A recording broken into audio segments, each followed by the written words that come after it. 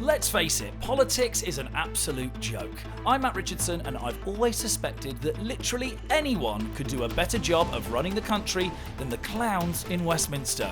So I decided to put it to the test. Each week I sit down with a special guest who's suddenly and unexpectedly been elected Prime Minister and advise them on 3 policies they think will transform the country.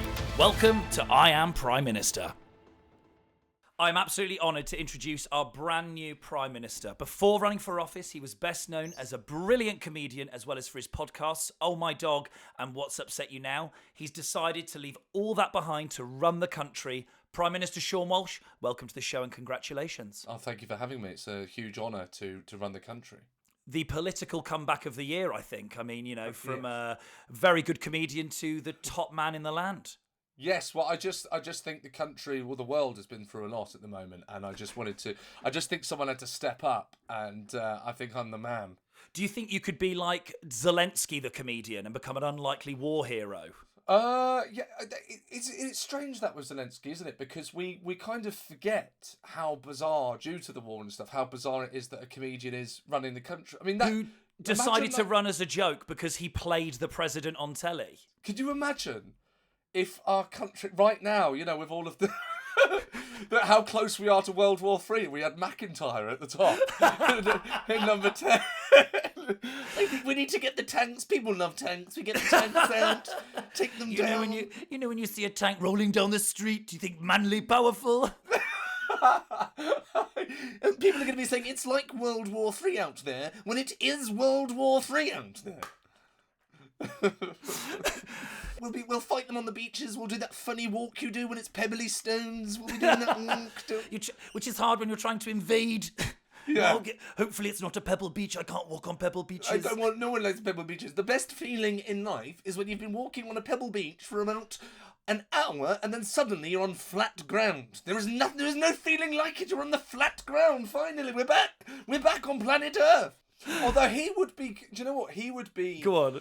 Well, no, just he would be good for this because... Well, look, we're going to get to it with some laws that I want to impose. Yeah. So we're going to start. We're going to start with your policies. There's lots you want to do to improve the country. These are the things you deem most important. We're going to start with banning scooters on pavements. Yes, you've taken away death penalty for people on scooters on pavement. That's fine. You've made it more daytime, and that's fine. Yeah. Yes, absolutely. Banning them. Have you said death penalty? Absolutely. No, I'm coming in. I mean it. What's death your problem? Penalty. Okay, and is it first time offence dead? By the way, yeah. And by the way, we're talking, just to be clear, we're talking like e-scooters. I'm not talking about a little kid on a nice little pink plastic scooter. What about adults on push scooters? This is what we're talking. So for example, say Matt Edmondson, the radio DJ, commutes, and when he gets off the tube, he gets a little scooter, you know, like that you push along.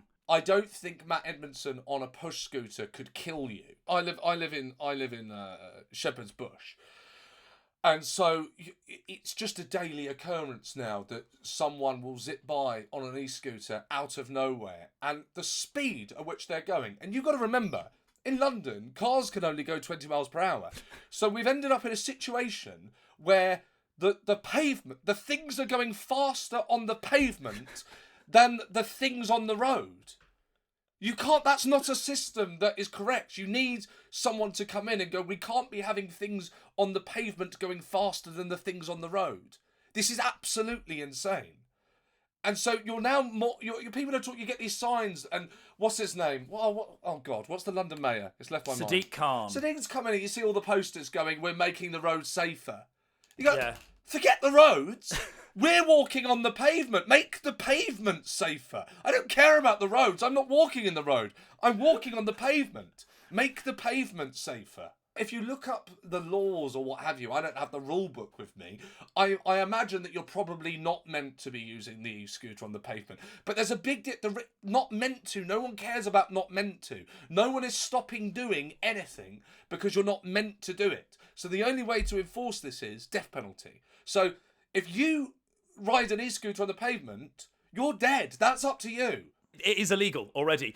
You can't ride a privately owned e-scooter on public roads, pavements, cycle lanes, and in other public spaces. But it's an enforcement issue. No one's listening to that. Because What does that mean? You're not meant. You're not meant. It's just you can't. I'm sorry. You can't control anything with you're not meant to. Civic society would be. There would be no society if all laws were you're not meant to. You're not really meant to go in and steal all of the cereal from Tesco's. But yeah, we need to enforce it. And you think terror is the way to do this? Absolutely. You only need to kill one, and then it's fine. Totally. You just do the first one. There we go, and people will start listening. Yeah. So there you go. I think. Why? What? So obviously the speed is not ideal. Do you think it's a certain kind of person that's using these then that's a problem already? So like what is it? Teenagers? Is it businessmen? Who are going round on these things? It tends to be young men. And having once been a young man, I remember that you basically have no respect for anyone else. Yeah. And what I think happens is I've got well, it's not a theory. Is it a theory? Maybe it's a theory. Is basically when you're young, unless you've been really taught to be what's the word? How do you pronounce it? Empathy.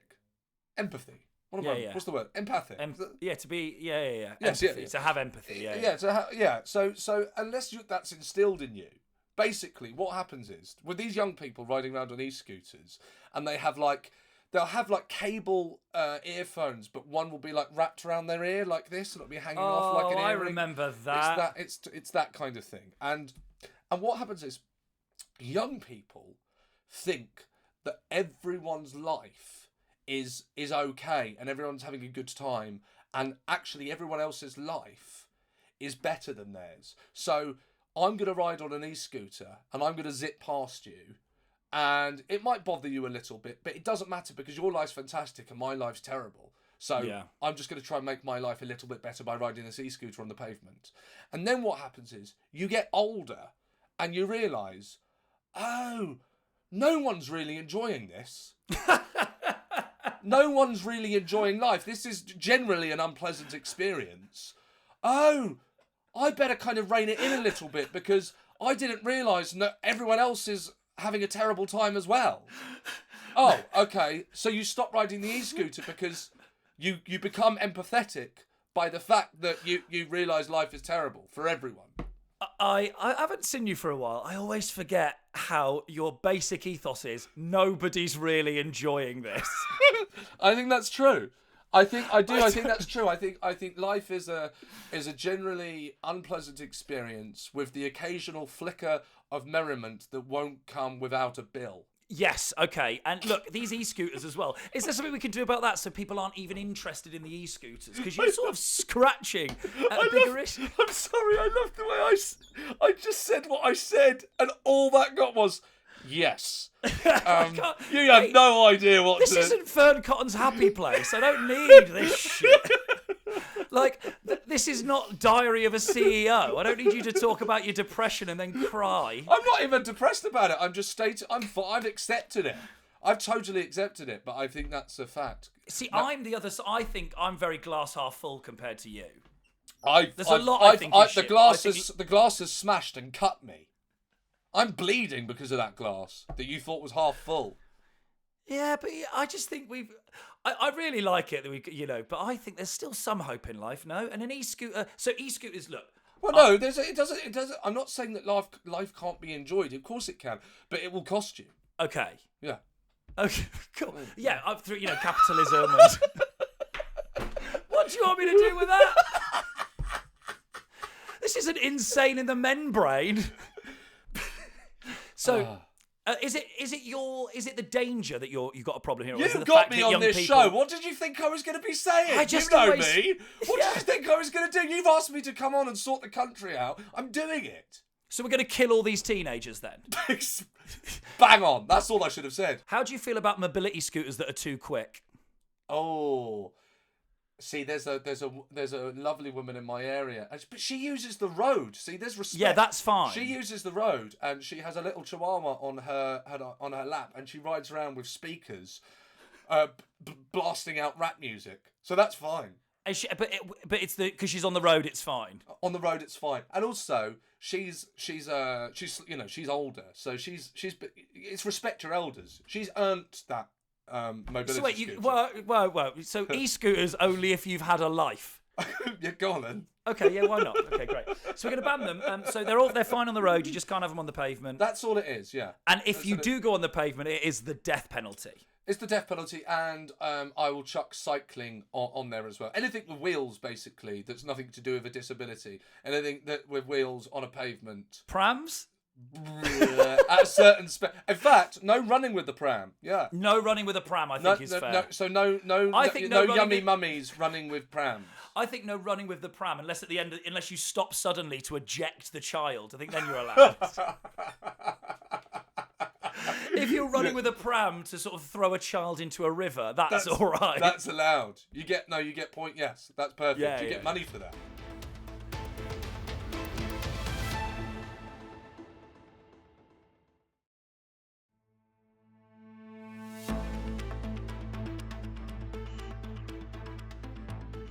So that's the first policy. We'll take that to the country. Next up, I really like this one. Fines should be relative to what you earn. Well, look, I think this is quite a serious one. You know, I've come in with the first one there, and that's a kind of personal pet peeve. Yeah, yeah. Although I do think it will make the people's lives safer on the streets, Matt. But this one's a big one. I don't know why life isn't like this, because you get fined. What is it? It's like £100 if your dog takes a poo and you don't clean it up. I think the fine is starting from £100. Now, to some people, that's an extortionate amount of money. And to other people, footballers, I mean, that's like, well, I don't know, is it 2p or something? What is it, even a p? I mean, it's not worth you bending over. So suddenly, fines, if you're rich enough, but they're not fines, they're services. And you go, well, this is fantastic. I get to park on this double yellow, and it's only... what would a fine be for? I think 60 quid half, and it halves, doesn't it? 30 quid. But it's a bargain. Yeah, it's a bargain. We get to park here. It's a bargain. It's only 60 quid. Fantastic. What kind of system is that? That doesn't make any sense. You're right. It's awful. It just becomes legal if you're rich. Legal if you're rich, and that applies to. Is that the same as speeding? Speeding, so for like, if your speeding offence goes to magistrates' court, they can fine you depending on the level of offence. So minor offences are up to 75% of your weekly income. Moderate offences, so 4 to 6 points, 100%. And band C, major offences, so 6 points. You can get 150% of your weekly income taken by a magistrate. So hang on, the thing that I'm trying to... is kind of, it's not majorly popular here. They do ban-based fines, and it's just for speeding if it goes to court. Okay. So if you just pay your speeding fine, you know, when they get you, it's if it's a court-worthy one, or you want to take it to court. So dog poo... Dog poo's not covered, no. So if you're rich, it's basically like half a penny to just... to have your dog shit. Are you saying, what you're telling us here is, would you let your dog poo on the pavement if you could afford it? Actually, no. It does sound like that's what I'm heading for. It's not, but like smoking. You have smoking. You're smoking indoors, and it's whatever the fine is. Dave Chappelle, the comedian, is notorious wherever he is. I think even on Saturday Night Live, the show in the studio is having a cigarette because he's obviously gone. Don't worry about it. I'll pay the fine. Yeah, so he can just do what he likes. It's just whatever he likes. What kind of world are we living in? Where the more money you get, you just get to do whatever you like. There are some countries that do this. Finland, you can have a minimum of a 1-day fine, which is like the single thing, and it grows. The highest ever, a businessman with a $10 million income received a red traffic light fine, and it was €26,000. See, that's more like it. But even then, 10 million a year, that feels like chump change. That's true. But I think at least it's a bite. You're feeling the bite that I don't know, a normal person would feel. I think I've become a communist. Am I a communist? Isn't this what communism is? Yeah, I think it might be. And what are we talking here? So like your dog doing like a day's wages or a week's wages or something, what that would be. Like how serious are we talking? Are we really trying to make them hurt? It depends what it is, doesn't it? I mean, if it's... What do you think? If someone, what's the fine if someone sparks up a cigarette on the bus? I mean, that's not that bad, is it? I think smoking on the bus. It's not great. You know what pisses me off about this? The fining system. So I have moved out to a village, and people let their dog shit on the path, and everyone in the Facebook group goes mad. 3 horses come down the middle of the road and take the biggest dumps you've ever seen. Nobody bats a fucking eyelid. So do you think they need to bring in fines for horse dung? Yeah. Like, you can't have, like, honestly, the other day, someone was moaning about, like, a small dog did a shit, and the horse, they own a horse that shits in the road. Well, you see, these are the problems that come with living out, in a village somewhere shire. When you live in Zone 2 London, your problems aren't, you're not concerned about horses or even dogs. You're concerned about people. People shitting. There have been many occasions where I've opened my front door and someone has absolutely planted one on my doorstep. I'm not joking. I think you've had someone shit on your doorstep. Yeah. Step. Yeah. Hang on. What year was this? Let me try and work out where it was in your career. Because that might not have been an accident at a certain point. I don't think it is. I think people have worked out where I lived, and are coming and planting one outside my house to let me know what they really think of me. Yeah, I think. Look, I think this is a genius idea. I think everyone would want this. Surely, the only people who don't want this are rich people. Because you're right. Like, I've seen when you walk through like Belgravia or Mayfair, there are always like supercars with Dubai number plates with like loads of parking tickets. All of that. I just want the rich to experience a bit more what it's like to not be rich. Okay, so maybe I think I am a communist. I will get rid of first class. You'd get rid of first class on the trains? On the planes, everything. It's all gone. We're just all in it together. Yeah, it doesn't matter that you've done better than me. Comrade class. Exactly, yes. Exactly. Get rid of it. No more first class. Come and sit here. It's fine. I guess you're doing the same thing. It doesn't matter, does it? Do you know what's so bleak about that is when you buy first class tickets, when you get all those upgrades, right? We're so tuned into the way that this system works, is that you get your standard ticket, you go, right, there's a standard ticket, and then it offers you add-ons, right? And you just don't put the add-ons on because you know you're not going to be sitting in first class, and you're not really affected by how insane this concept is, that the more money you earn, the better this whole experience is going to be. And if you haven't done as well in life, it's really not going to be very nice. And how they've managed to get past that insane concept, is they've given you the option to upgrade. But what highlights how insane this is if the initial package you got was the best package, right? Mm. And then you had to start downgrading it until you could afford what the service is that you need. And then you think more people would be aware of what's above them. No one would accept it. You'd go, this is so insane. I've had to select. Imagine it said this, Matt. Imagine it just said this as an option. It doesn't. You have to select sit upright for entire journey. No, you have to actually select no leg room. You've got to lie flat. Not extra leg room. No leg room. Less. Sorry, less leg room, please. No water. No. Do you see what I'm saying? Yeah. They framed this system so that we all go, oh yeah, okay, I won't do it. I've not done as well in life. But it's there. How ludicrous it is there for us to all see.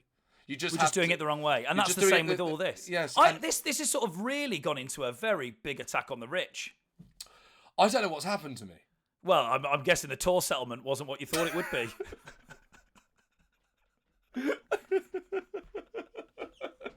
There you go. I don't think we need to argue with this. Yes, absolutely great. Yeah, but the thing is, I do think when you explain these things to anyone who's normal, they go, yeah, that should be that. Yes, that's right. We should do it this way. And then as soon as they go to vote, for that second in the booth, they go, well, I might get big in 5 years. You know, like I don't know what stops people going, this is a good idea, to no, we shouldn't do this to them. That's not fair.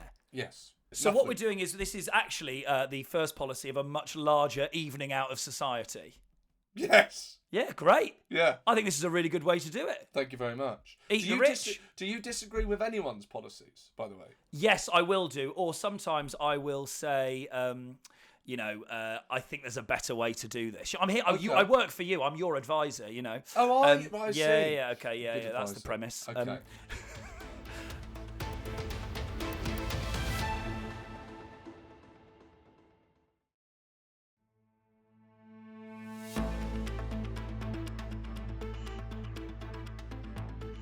Okay, well, look, this is a great policy. Let's move on to our next one. This is our final policy we're going to pitch to the nation. This is a ban on companies hiding their phone numbers. Well, I actually wrote this document, as it were, in Manifesto. Manifesto. I wrote this manifesto. Thank you. In the eye of the storm. This was yesterday. This happened to me. So oh, God's sake. Right. Moving home. Yep. So I'm with Sky. I go online. I actually do this. I switch from the old address. I sort it out so that we're moving. They can't just turn on your Wi-Fi, which I just can't believe. And I'm sorry, and I'm going to use this phrase. It makes me sound so old. I can't believe in this day and age. I'm going to say that, okay? I can't believe in this day and age that an engineer has to come round to install your Wi-Fi. I mean, what? I've got the router. Surely we just plug it in and someone somewhere turns it on and it works. Surely. But right? no. But no. An engineer has to come round. He comes round and he says, he explains something to me and I say, well, I'm just grateful you're here because, I obviously have no idea how to deal with this. And he says, neither do I. It's a guessing game. Okay, great. That's exactly what you want to hear from your engineer, that it's a guessing game of how to switch on the Wi-Fi. Anyway, it takes about an hour. There are loads of problems. He ends up having to ring Sky. And he says this sentence, which you never want to hear anyone that is dealing with your problems say, which is, that's strange. Right, so don't say that's strange out loud when I'm here. I never had this before. You've never had this before. That's funny, because I have this every time I try and get something sorted out in my life. Is someone saying, I've never had this before. Do you feel like you're the bad luck customer in every situation? That's my life. Are you kidding? Imagine my autobiography. People just going, I can't believe that's happened to him. That can't have happened to him. That can't have happened to him. That's my life. It's just torture. This is torture, right? And so anyway, he eventually manages to fix it, right? Now okay, so I've had the Wi-Fi installed in the new place. The flat is getting damp-proofed, so we're staying in the in-laws, which is where I am now, right? I then go back to check on the damp-proof. Mm. The Wi-Fi is not working. Right. Not working. Right. I now have to ring Sky to find out why the Wi-Fi is not working. It takes me 30 minutes. 30 minutes, man, to find the phone number to ring Sky, because all they try and do is fob you off onto an AI chat or tell you that their website can deal with the problem. But the website can't deal with the problem because it's just the Wi-Fi is not working. And then they start asking you, what's wrong with it? I don't know. I'm not an engineer. Get someone round to sort out the problem. Stop. I'm basically working for you if you're asking me what the problem is. I don't work for you. It's not working. That's the problem. So after half an hour, I find the phone number. It's in the back, it's after page after page after clicking down and and it says contact us, and you think, oh, it'll be there. It won't. That'll just be the email address, the AI chat room. So you're going half an hour to get onto the phone with them. I mean, that is... Oh, by the way, when I ended up speaking to someone, they said two things.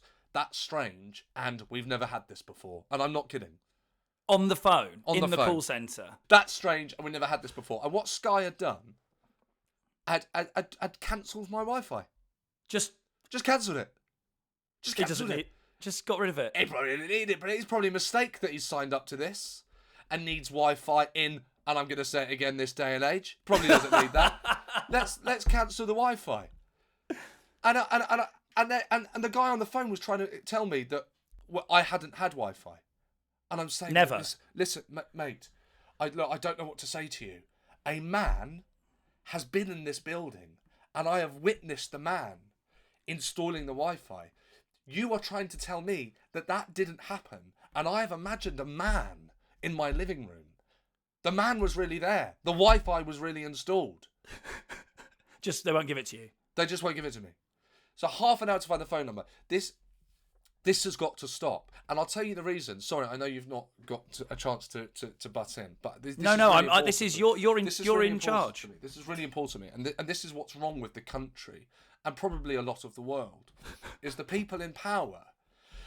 The people in power don't walk on the same earth as us, and they don't have to experience what we did, so they don't have empathy, right? They don't have actual empathy, right? And so what happens is stuff like this is allowed to get through the net, and if who's in charge? Starmer. If Starmer had to sort out his own Wi-Fi, he actually had to do it. So they're going, Keir, we've got PM's questions this afternoon too, and he goes, I can't actually make that. I've got to sort out my Wi-Fi. I've got to get on the phone to Sky. So can we push that back? Work from home that day. Yeah, I'm working from home. To wait for the guy. I've got to wait for the guy to come in. If it took Keir Starmer 30 minutes to find the phone number to call Sky to get the Wi-Fi sorted, there is no chance in hell that would be legal, because the person that can instill these laws will have had to have gone through this, and no human being wouldn't be going, how is this allowed? He would go, how is this allowed? Oh yes, I can change this. I'm going to change it right now. And he would do it. I don't know. Nelson Mandela. Yeah, Nelson Mandela. You know what I'm talking about. But like Trump, and no one wants to say anything good about Trump, but here's the thing, right? Trump, and this is unfortunately not a great example, but it kind of illustrates my point in a way. Yeah, go on.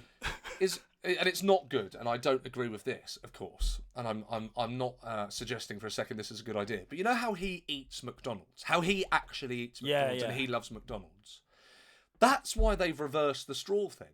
Now, unfortunately, the plastic straw thing is not good, and because that is damaging the planet and killing all the fish or whatever it's doing. But what's happened is that is an example of a man going, I don't like these pepper straws. They're all mushy. What's getting in my mouth? How is this allowed? We got to change this. We got to change we got to go back to plastic straws. I can't drink like this. It's actually him. He's gone, why are we doing this? This is not tremendous. I don't like this. So he's changed the law. Because it's the closest to someone like just off the street doing the job. Totally. Even though he's from a rarefied world, so right. He is the closest to just a bloke. Totally.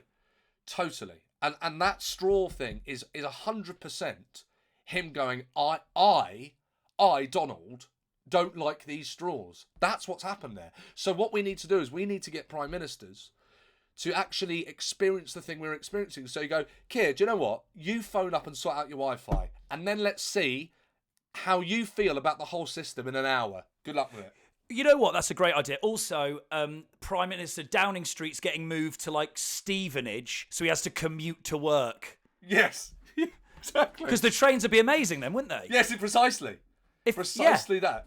This is great. I do think I've got another suggestion to add on this. Rather than just them putting their number up, this is how you guarantee great customer service. The only number available for your customer service complaint is the CEO's private number. That's fantastic. And then they are really driven to run a good company, so no one rings them. And also, I'll tell you what as well. Here's another one. On top of this phone number, get rid of options. You're not allowed options. There's one person. I'm calling the phone number, and like you say, if we can, it's preferable we go to the CEO. But someone picks up and goes, all what's I wrong? ever do, I don't know about exactly what's wrong. That's it, exactly what's wrong. I don't know about you.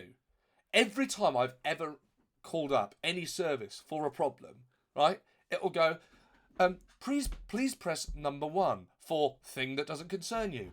Please press number 2 for thing that doesn't concern you.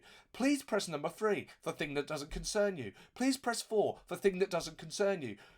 Or please press 5 for anything else. And you go, 5, anything else? Everything should be anything else. Every time, anything else. That's the one I need, is the anything else. You've given me 4 options, none of which I need. I need the anything else. So just make the phone call anything else. The one I hate is when you go through you go through number, press this, and it takes you on something that goes, for more information, visit our website. Thank you for your call. You go. And you're like, exactly. I mean, how do we deal with this? You just want one person going, yeah. Precisely. I think the world as it stands, with the way it is when you turn on the news, and B, when you experience it firsthand, this thing called life. So either you're witnessing it or you're experiencing it. I reckon there's just about 4 people. I'm going to become a conspiracy theorist. I reckon there's just 4 people at the very top, lizard people, whatever you want to call them. Yeah. And they're just having a great time. Yeah, of course they are. And everyone else is just losing their minds. I will say one of the most annoying things about these call services is I once did a voiceover job where I am the person doing the options. You were? Yeah, and I had to ring the company. Such a strange career you've had. Yeah, I know, it's all over the shop, isn't it? And I had to tell myself the options and then put myself on hold. That's fantastic. And it was just me going, your call's important to us. We'll get to you as soon as we can. I know, that's fantastic. I'm just going, "Ugh!" That is self-loathing to another level. And also, when they say that we are experiencing unusual high demand, right? Every time. You're every single time. It's not unusual, is it? If it's every single time. I do have a tip. If you ever want to call British Airways, you call their gold card line because they pick up straight away, and then you just go, "I've called the wrong number. Sorry, can you put me through to whoever?" I like that. Thank you very much. That's a little tip from me. If you've got a BA executive number, like, I've called the wrong one, but they still just deal with you. I try not to. Sorry to get like this. I try not to fly British Airways because once someone did a really, really, really smelly poo in the toilet. And, but I don't think that was a corporate decision. the toilet wasn't working, and we all had to sit with that. That's like, no, you can't just, because a person, is it because they didn't clean it up, you mean? No, they're just the toilets weren't working. Oh, so wait, they closed down the toilets because someone did a smelly dung in the toilet, and the toilet then was broken. So the whole flight to New York, we had to just we had to just breathe in this man's dung. Oh, got you ready for the jungle though. Yeah, there you go. My God. So that was it. You've boycotted British Airways. I boycotted British Airways. They're old planes as well. They still have ashtrays. What are you doing? Fags have been banned for about 30 years, haven't they? Get rid of the ashtray. Do you know what I mean? Yeah. Yeah, fair enough, mate. Everything really upsets you, doesn't it? That's what I found. What we found out today as Prime Minister. I mean, your podcast is called "What's Upset You Now," and my next tour is called "This Is Torture" because it's what I say every day. It's not really called that. And Grace, my other half, said, "Why don't you call your tour show that?" And I said, "It is called that. Seann Walsh, This Is Torture." See, I always just thought you noticed these things like your observations on life and how things work because you've got an astute comic mind. Not that it's genuinely hurting you. Grace says that to people. She goes, "That's really him." And she's never saying that when you're doing something nice, is she? You're not like saving a cat from a tree. And she goes, "This is him." Yeah. It's always when you're moaning about something to someone at a dinner party and she goes, "See? That's really him." Yeah, precisely. But I think you need someone like me to sort out this country, and I think I'm the guy to do it. I think you should just be able to call the CEO, and then they'll run a perfect business because they wouldn't want to be hassled. Absolutely. So there we go. That's an easy policy to do. Prime Minister Seann Walsh, we've come to the end of your policies. Thank you so much for sharing them with us today. When is your new tour going to go on sale? I really don't know, but there will be one. And it'll be well worth going to. Bless you. And it will be called "This Is Torture," but it's not. In the works. It's in the works, as it were. Yes. Cool. You go. Thank you very much. And your podcasts are "What's Upset You Now" with Paul McCaffrey. Yes, and "Oh My Dog" with Jack D. Oh, dream team. That's a lot of grumpy men. I am attracted to grumpy men. Yeah, I think you really are. It's because you are one. I know. Yeah. I've realised that I'm a cross. I only realised this yesterday, but I'm a cross between a 15-year-old teenage boy and an 80-year-old man, and that's who I am. That's exactly what you are. Yeah. What age? What two age brackets are you? Do you reckon? 9 and 12. Yes, I think you're right. Yeah. Thank you very much. Really appreciate you doing this, Prime Minister. Thank you. Thank you, Matt. You've been listening to I Am Prime Minister, hosted by me, Matt Richardson, and produced by Matt Needer. If you've enjoyed the show, forward it to a friend, leave us a 5-star rating or review, or write to your MP. I Am Prime Minister is a Wild Ambitions production.